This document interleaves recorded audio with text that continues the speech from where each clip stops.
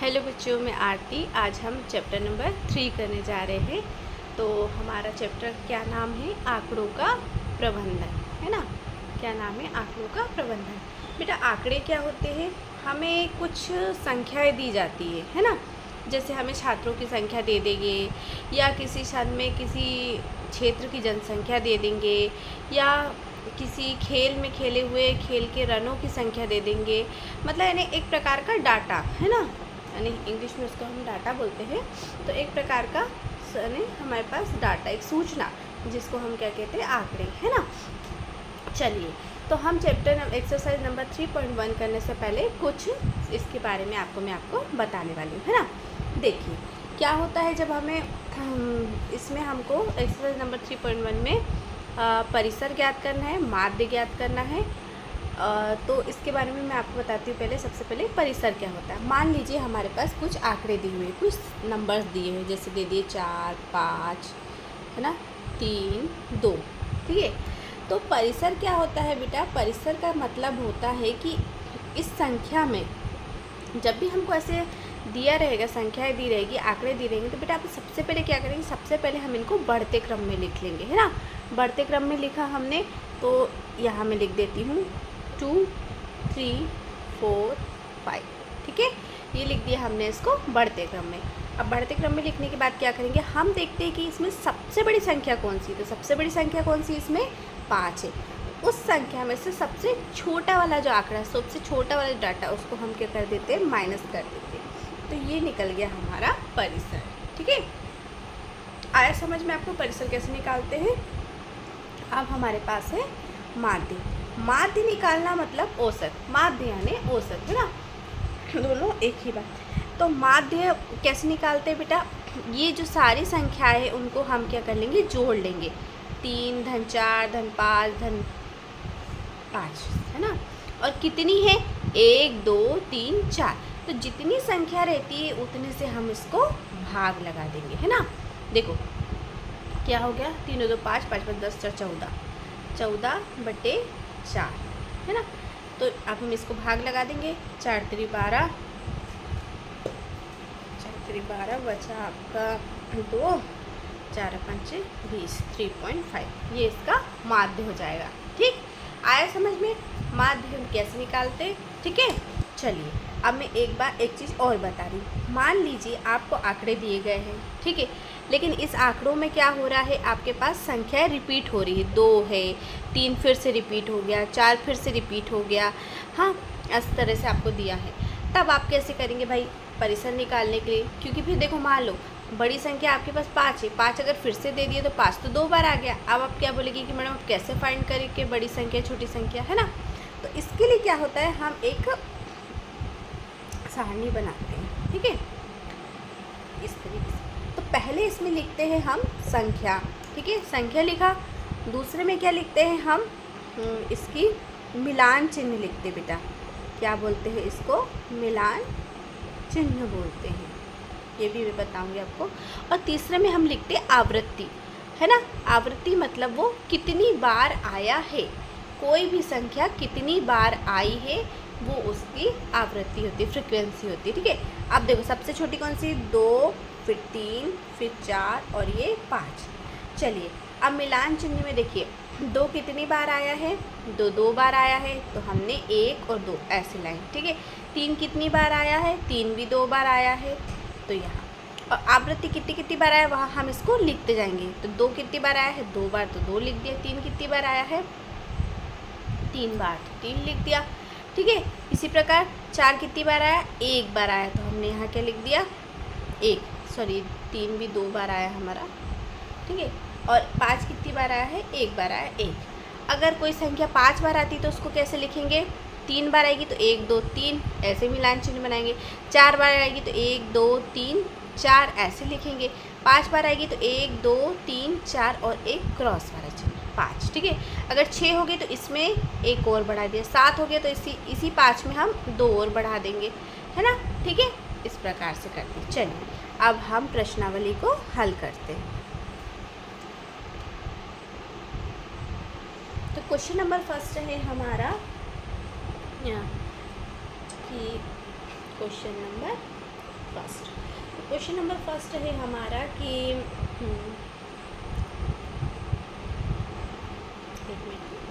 अपनी कक्षा के किसी 10 विद्यार्थियों की ऊंचाइयों का परिसर ज्ञात कीजिए। अब इसमें दिया नहीं है तो माना कि 10 विद्यार्थियों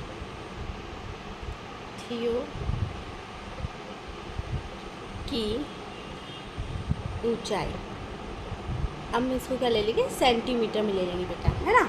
तो सेंटीमीटर में कितनी है भाई,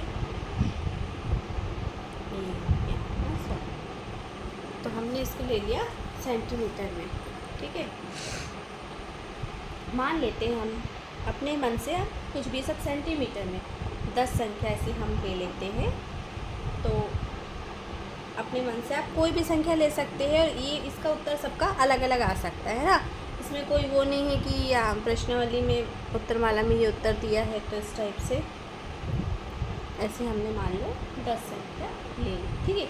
अब इसमें क्या पूछा गया है, 10 संख्याओं की ऊंचाइयों का परिसर ज्ञात करना है ना। तो अब देखो बेटा, इसमें हमारे पास 120, 25, 30, 32, 28, 136, 24, 140, 145 और 150। तो सबसे बड़ी संख्या क्या है, यहाँ हमने लिख दिया परिसर। तो सबसे बड़ी संख्या क्या है हमारे पास यहाँ पे 150, और सबसे छोटी कौन सी है इसमें 120। तो ये हो गया हमारा 30। तो क्या हो गया हमारा परिसर 30। अब क्वेश्चन नंबर हम करेंगे सेकंड के लिए हमको ज़्यादा जगह लगी थी, मैं इसको मिटा देती हूँ। क्वेश्चन नंबर सेकंड में बेटा हमको कुछ आंकड़े दिए हुए हैं, कुछ नंबर दिए हुए हैं। मतलब एक मूल्यांकन में प्राप्त निम्नलिखित अंकों को सारणीबद्ध रूप से संगठित कीजिए, ठीक है।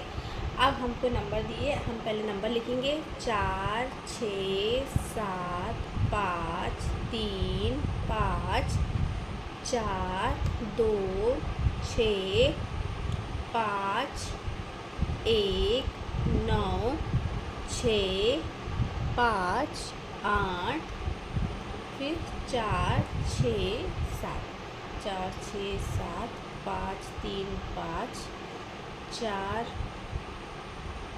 अच्छा इस 4, 1 मिनट, 5, 4, फिर इस 4 के बाद एक बार और 5 है ना, यहाँ 5 है, फिर 2 है, फिर 6 है, ठीक, फिर 5, 1, 9, 6, 5, 8, 4, 6, 7, है ना। तो इसको क्या करेंगे, देखो अब इसमें देखो वही हो रहा है, बार बार रिपीट हो रहे हैं नंबर्स। तो हम सबसे पहले इसकी एक सारणी बना लें। सबसे पहले हम लिखेंगे कहाँ से शुरू हो रहा है, 1 से नंबर, 1, 2, 3, 4, 5, 6, 7, 8 और ये हो गया हमारा 9। देखिए 9 नंबर दिए, 9 तक है ना। तो हम सबसे बड़ी देखो संख्या इसमें 9 है, तो 9 तक लिख लिए। अब यहाँ हम इसकी मिलान चिन्ह बनाएंगे और यहाँ हम लास्ट में इसको कितनी बार मतलब आए है ये आवृत्ति हम इसकी लिखेंगे, ठीक है ना। तो यहाँ लिख दिया हमने आवृत्ति, और यहाँ हो गई ये हमारी, मैं यहाँ लिख देती हूँ ये संख्या, और ये हो गया हमारा मिलान चिन्ह, है ना,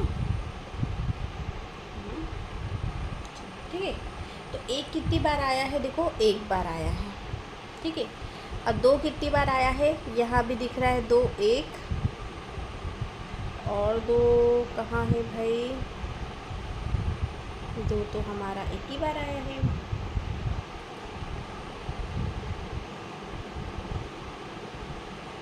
तो 6 के बाद भी एक बार और 2 है, ठीक है। तो ये हमारा 2 होगा, ठीक है। तो 2 हमारा 2 बार आया है, ठीक। फिर 3 कितनी बार आया है, 1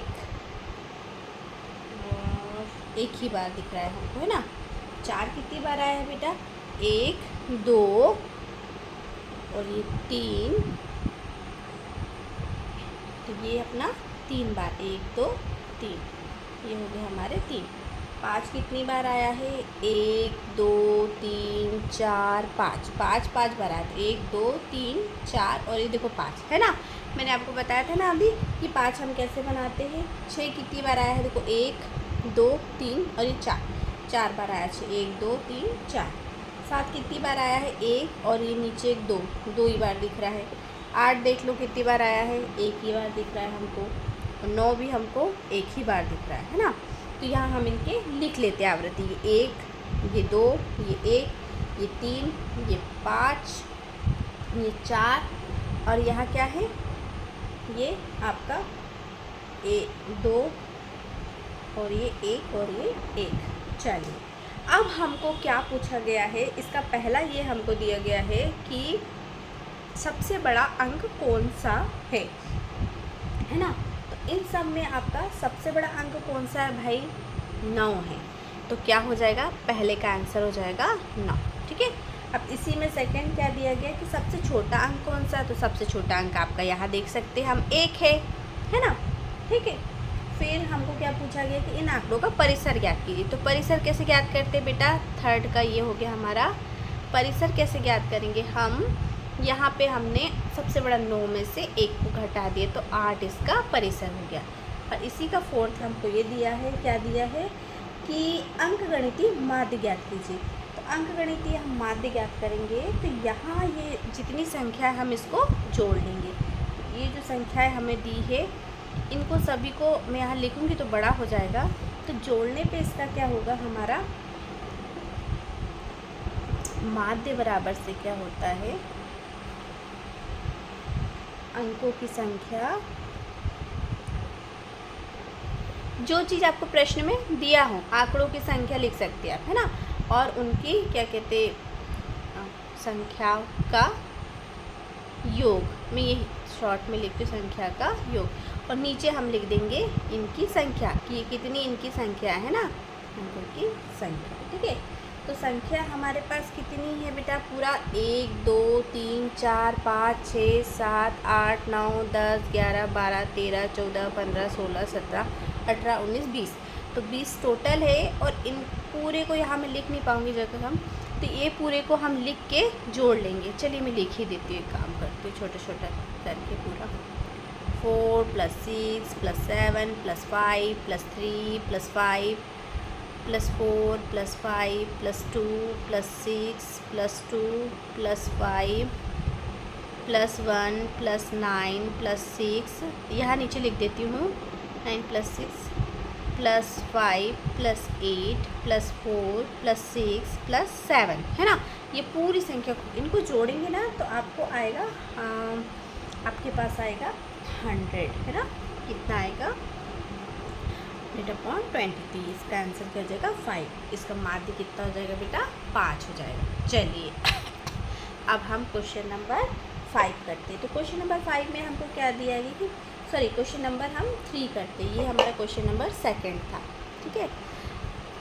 तो क्वेश्चन नंबर हमको 3 में ये दिया है कि आपको प्राकृत प्रथम 5 पूर्ण संख्याओं का माध्य ज्ञात करना है। तो बेटा पूर्ण संख्याएं क्या होती है? जो 0 से शुरू होती है। प्राकृत संख्याएं क्या होती है? जो 1 से शुरू होती है। तो पूर्ण संख्याएं में 0 भी शामिल होएगा, इसलिए हम क्या लिख देंगे? 0, 1, 2, 3, 4, और ये हो गई हमारा 5। ये 5 संख्याएं हो गई, है ना। अब इसको हम जोड़ लेंगे। 0 धन 1, यहाँ लिखेंगे हम पहले माध्य बराबर 0 धन 1 धन 2 धन 3 धन 4 धन 5 बटे हमारा हो गया कितना? 5 तक हम चले गए ना, 5 नहीं, 0 को मिला के तो 5 हो ही रही है वैसे भी। तो ये संख्या हो गई 1, 2, 3, 4, 5। तो यहाँ कितना हो गया हमारा? 2, 5, 5, 10, 10/5, है ना। 2 धन 3 5, 4 5, 5 5 10। तो आंसर कितना हो जाएगा? 5 कम 5, 5 दूनी 10। माध्य कितना हो गया बेटा? हमारा 2 हो गया। माध्य मतलब बीच का ही होता है वैसे, लेकिन कभी कभी विषम संख्याएं होती है तो हम माध्य नहीं निकाल पाएंगे, इसलिए हम उनको जोड़ के निकालते हैं। ठीक है। चलिए, ये हो गया हमारा क्वेश्चन नंबर 3 था। ठीक। अब क्वेश्चन नंबर हम करेंगे 4। क्वेश्चन नंबर 4 में आपको दिया है कि एक क्रिकेट खिलाड़ी ने 8 पारियों में निम्नलिखित रन प्राप्त किए। कौन कितने रन प्राप्त किए भाई? पहले लिखते हैं हम। 8 पारी थी, 58, 76, 40, 35, 46, 50, 0 और ये हो गया हमारा 100, है ना। इतने रन इन्होंने प्राप्त किए, ठीक है। तो हम इसको क्या करने वाले हैं, अब हम इसको हल करने वाले हैं। कितनी पारी है, 8 पारियाँ हैं, है ना। कितनी पारी दी है बेटा आपको, 8 पारियाँ, 8 पारियों में ये प्राप्त किए। तो अब हमसे क्या पूछा है कि इनका माध्य स्कोर ज्ञात कीजिए, है ना। इनका माध्य ज्ञात करना। तो माध्य ज्ञात करने के लिए मैंने आपको बताया है क्या करना होता है। माध्य ज्ञात करने के लिए सभी संख्याओं को हम जो दी रहती है उनको हम क्या करते हैं, आंकड़ों को जोड़ लेते हैं। ये हो गया 35 धन 40 धन 50, 0 है तो भी उसको हम लिखेंगे क्योंकि भाई 0 प्राप्त किए ना, जितने भी अंक प्राप्त किए तो है ही, बटे कितने हैं, 8 पारी है तो 8 हमारा नीचे आ जाएगा, ठीक है। 8 हमारा नीचे आ गया। तो इसको हम सॉल्व करेंगे बेटा, तो टोटल हो जाएगा ये हमारा, इनको टोटल करेंगे तो ये हो गया हमारा, इनको जोड़ने पे हो जाएगा हमारा 405, ठीक है। 50 है तो ये 405 और यहाँ हो गया हमारा 8, ठीक। अब इसको हम डिवाइड करेंगे तो 8 पहले 40 लगा 0.5, अच्छा 42, 50, 8, 2, 62 और जाएगा एक बार 2, 5 ना, नहीं 1 0 आएगा, 50.625 हमारा आंसर हो जाएगा, ठीक है। इतना उसका माध्य हो रहा है, ठीक। चलो अब हम क्वेश्चन नंबर 5 करेंगे। क्वेश्चन नंबर 5 क्या है, आपको दिया है यहाँ पे कि एक सारणी दी गई है जिसमें आपको दिया गया है कि खेल दिए हैं, है ना। मैं यहाँ लिख देती हूँ A, B और C। यहाँ दिया है खेल 1, खेल 2, खेल 3, खेल 4, ठीक। तो 1, 2, 3, 4 आपको खेल दिए हैं। तो पहले खेल में ए ने 14 प्राप्त किए हैं, फिर 16 प्राप्त किए हैं, फिर 10 और फिर 10। बी में आपको दिया हुआ है 0 प्राप्त हुए हैं, 8 हुए हैं, 6, 4, 8, 11 और इसको खेला ही नहीं था उन्होंने, है ना, खेला नहीं, और ये 30। अब इसके अनुसार हमको यहाँ पे प्रश्न दिया। तो पहला क्या दिया है कि प्रत्येक खेल ए द्वारा अर्जित औसत अंक प्राप्त करो, औसत यानी माध्य प्राप्त करना है इसका, है ना। तो देखो सभी खेल में उसने पहले में 14, तो ए का हो गया अपन माध्य ज्ञात करना है अपने को ए में, प्रत्येक खेल में। तो पहले खेल में कितना 14, फिर धन 16, फिर धन 10, फिर धन 10, बटे कितने गेम हैं, 4 गेम है ना। तो ये हो जाएगा 10, 10, 20, 30, 40 और ये 50, है ना। 6, 4, 10, 50, 50 बटे 4, तो 50 बटे 4। तो भाग लगाएंगे अपन भाई, 4 एकम 4, बचा कितना अपना 1, 4 दूनी 8, बचा अपना फिर भी 2, तो 4 पंचे हो गया अपना 20, है ना, ठीक। तो आपका माध्य कितना आ गया, 12.5 आपका माध्य निकल गया, ठीक है। ये इसका पहला था, मैं यहाँ मिटा दे रही हूँ क्योंकि मेरे पास उतना स्पेस नहीं है। अच्छा चलिए अब सेकंड भी करेंगे हम। तो सेकंड में हमको दिया है कि प्रत्येक खेल के में सी द्वारा अर्जित माध्य अंक ज्ञात करने के लिए आप कुल अंकों को 3 से भाग देंगे या 4 से। देखिए बेटा ये क्या पूछ रहा है कि अगर हमको इसका औसत निकालना है, सी का मान लो हमको औसत निकालना, तो हम इस 1, 2 यहाँ तो खेला ही नहीं है इन्होंने, तो 13 हाँ अपन, तो हम इसको 3 से भाग लगाएंगे या 4 से लगाएंगे। क्यों? क्योंकि खेल तो 4 है, लेकिन हम 3 से क्यों लगाएंगे, हम लगाएंगे 3 से। क्यों लगाएंगे बेटा? क्योंकि जब उसने मैच खेला ही नहीं है तो हम उसको क्यों लेंगे, है ना। अगर खेला होता और अगर 0 नंबर आते तब हम यहाँ पे 4 लेते, भले 0 रहते लेकिन फिर भी हम यहाँ 4 लेते, क्योंकि उसने खेला है। लेकिन खेला ही नहीं है इसलिए हम यहाँ इसका 3 से माध्य निकालेंगे, ठीक है ना। चलिए चलो इसको भी निकाल के रख लेते हैं हम। पहले का औसत हमारा था 12.5 ए का, है ना। अब ये हमारा सी का औसत है, लिख लेते हैं हम, लिखने में कोई बुराई नहीं है। चलो इसका कितना हो जाएगा हमारा 8 16 जोड़ेंगे इसको, हो जाएगा हमारा 32, है ना, बटे 3। अब इसको अगर हम भाग लगाएंगे तो 3 1 कम 3, 2 भाग में का 0.6, फिर बचेगा 2, 20 में से 2 फिर बचा 6।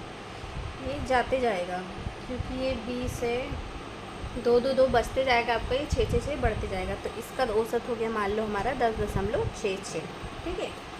चलिए अब हम करेंगे क्वेश्चन नंबर,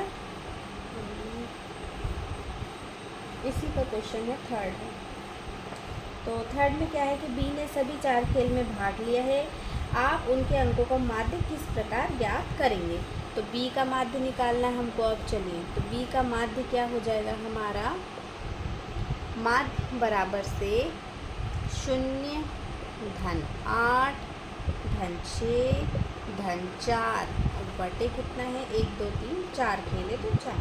तो ये हो जाएगा 6 4 10 और 8 18, 18 बटे 4 तो 4 4 16, बचा 2 तो 4 5 20 दशमलव लगा के, ठीक है। तो b का माध्य कितना हो गया, यहाँ हम लिखते चल रहे 4.5।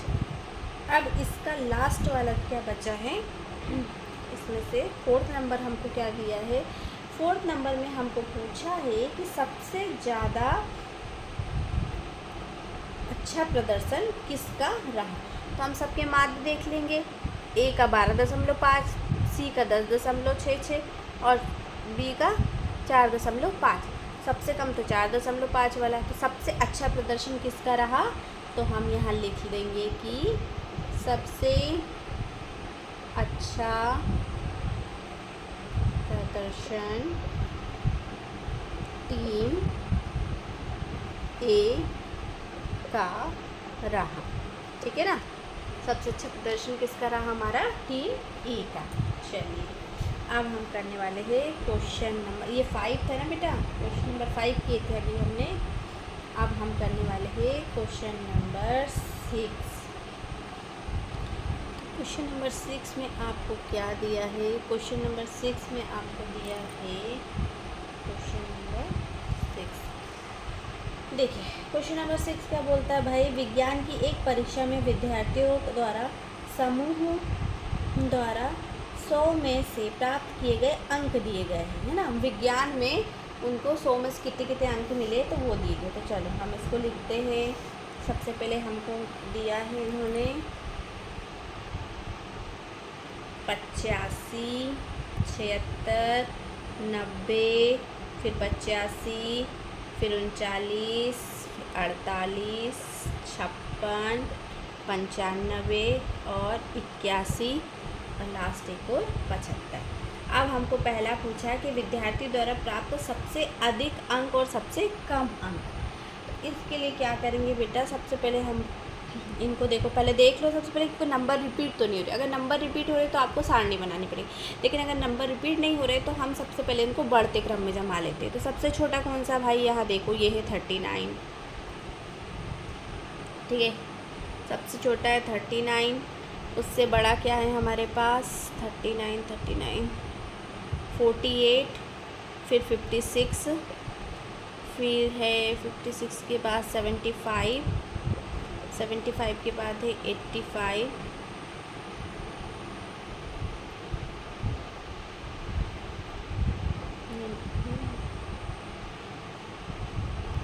85 है और नहीं सॉरी 81 है ना, 81, फिर 85 और फिर 77, 56 हो गया, ये 95 है ना। तो यहाँ पे क्या है बेटा, सबसे लास्ट 95, 85 दो बार आया है हमारा। हम इसको लिख लेते हैं, फिर अगर हम देखेंगे कि हमको लग रहा है माध्य बनाने में तो हम इसकी सारणी बना लेंगे 95। चलिए तो अब हमको क्या बोला है कि सबसे बड़ी संख्या, तो सबसे बड़ी संख्या कौन सी है हमारे पास यहाँ पे 95, और सबसे छोटी कौन सी है भाई इसमें हमारे पास, सबसे छोटी है हमारे पास, सबसे कम अंक कौन सा है 39 है हमारे पास, ठीक है। अब इसी का सेकंड क्या पूछा है कि प्राप्त अंकों का परिसर, सबसे बड़ी कौन सी है हमारे पास 95, यहाँ पर लिख दूँगी मैं परिसर,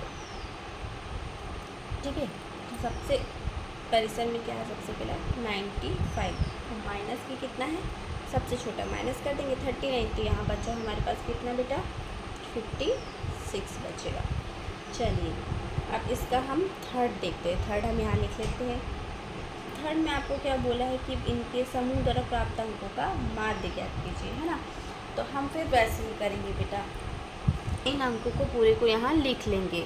तो माध्य के लिए तो ये सभी नंबर्स को हम क्या कर लेंगे, जोड़ लेंगे। तो जोड़ने पे मैं आपका डायरेक्ट बता देती हूँ, आप इसको पूरा लिख लीजिएगा, ये सभी नंबर को प्लस करके यहाँ डबल से, है ना।